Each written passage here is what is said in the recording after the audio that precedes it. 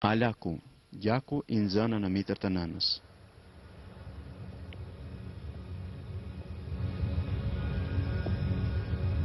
Ekranda Në ekran jeni duke e ndjekur një qelizë V e cila ende nuk është bashkuar me spermën.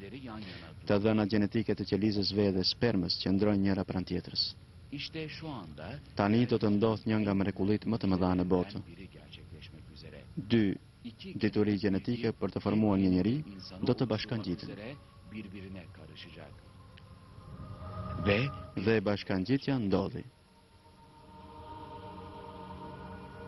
Belki inanması Ndoshta është e rëndë për të besuar, por në këtë qelizë gjenden të gjitha të dhënat për njeriu që ende s'ka lindur.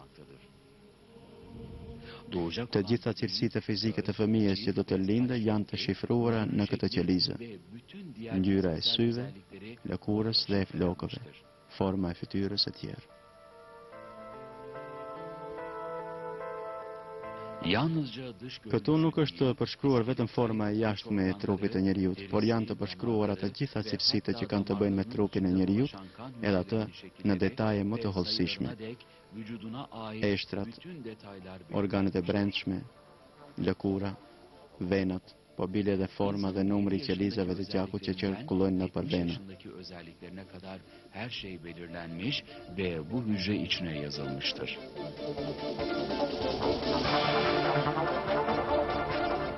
Döllenmeden Në këtë qelizë janë caktuar dhe shkruar të gjitha cilësitë e njeriut prej moshës 7 vjeçare deri në moshën 70 vjeçare. Disa momente para se të mbarset qeliza bën edhe një lëvizje shumë të çuditshme. ve 4 hücre oluşup Ndahet dhe formohen dy qeliza të reja. inşaana başlanmıştır. Më pastaj këto dy qeliza ndahen dhe formohen 4 qeliza. Tani më fillon formimi i një njeriu të ri. Por pse qeliza merr vendim për ndarje? Përse merr detyrën që të formojë një njeri? Kush ja ka dhënë qelizës diturinë për formimin e njeriut? Këto pyetje neve na orientojnë tek Allahu Gjeleshanuhu, i cili është i dijshëm dhe i fuqiplot, dhe i cili krijoi qelizën, njeriun, botën dhe krejt gjithësinë. Evreni yoktan var eden sonsuz akıl ve kudret sahibi Allah'ın varlığına götürür.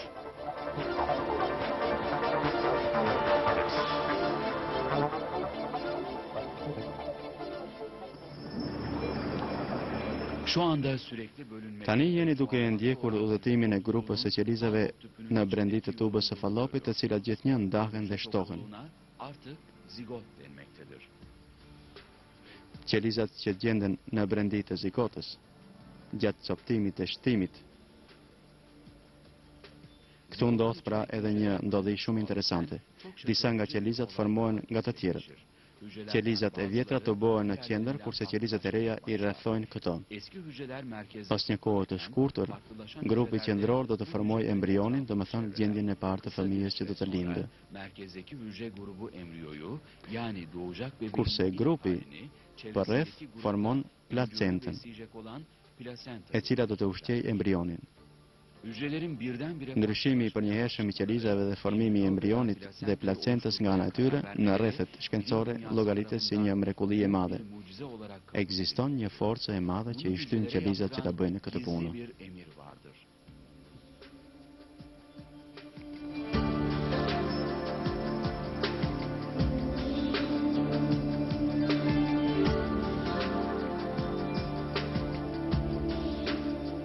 Zigot döllendikten 4 ditë pasi që të mbarset, zigota vendoset në vendin që është ekskluzivisht për të, në mitër të nënës. rahmine ulaşır. Vücuttan Që të mos hudhet jashtë të trupit, zigota duhet të kapet për mitër të nënës. Ancak zigot Por, birbirine duhet ta benzer kemi parasysh se hücrelerden zigota është e formuar për një grumbulli qelizash identike. bir yere tutunmasını sağlayacak. Për të kapë për ndonjë vend nuk ka ndonjë kangjë apo organ tjetër. Öyleyse E si do të kapët për murin e mitrës? Edhe kjo është e menduar. Bu da hesaplanmıştır.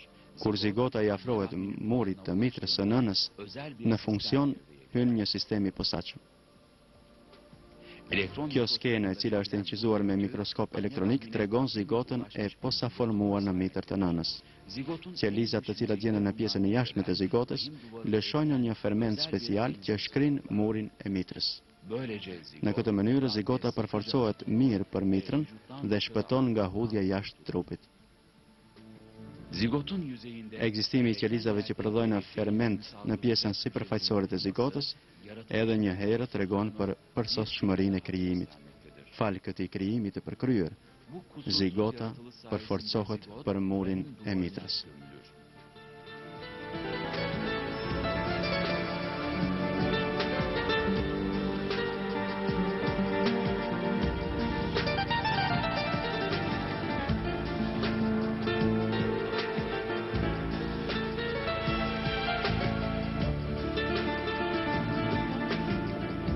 rahme tutunup büyümeye başlayan Gjallësja e re e cila është e kapur për mitre dhe që ka filluar të rritet, merr emrin embrion. modern biyoloji Kjo e vërtetë që e ka zbuluar biologjia moderne zbulon edhe një mrekulli të Kur'anit famëlartë. Allah Allahu Gjeleshanuhu në Kur'anin famëlartë kur flet për etapën e parë të krijimit të fëmijës në mitër të nënës, përdor termin yaratan alak. Rabbin adıyla oku. Lexo O, me insanı emrin e Zotit tënd, alaktan yarattı. i cili krijoi çdo gjë. Rabbin Krijoi njeriu prej alaku, një gjaku të ngjizur në mitrën e nënës. Lexo Alak kelimesinin se Zoti yt Arapçadaki është anlamı më ise bujari. bir yere Termi alak në gjuhën arabe domethënë gjë e cila është e varur për ndonjë vend. kelimesi asıl olarak Madje termi alak përdoret për disa parazitë të cilat ngjiten në lëkurë dhe aty e thithin gjakun. Në një periudhë kur njerëzit nuk kanë patur asnjë njohuri për biologjinë, İnsanların büyük Allahu bilgisinin çok Gjeleshanuhu bir devirde në bahsedilen librin e tij Kur'an-ı Kerim'de për përshkrimin e anne zigotës në karnındaki barkë të nënës tam olarak përdor tarif eden termin bir kelime alak. kullanılmıştır. Bu Kur'an'ın Kjo edhe një herë vërteton se Kur'ani është fjala e Allahut Gjeleshanuhu.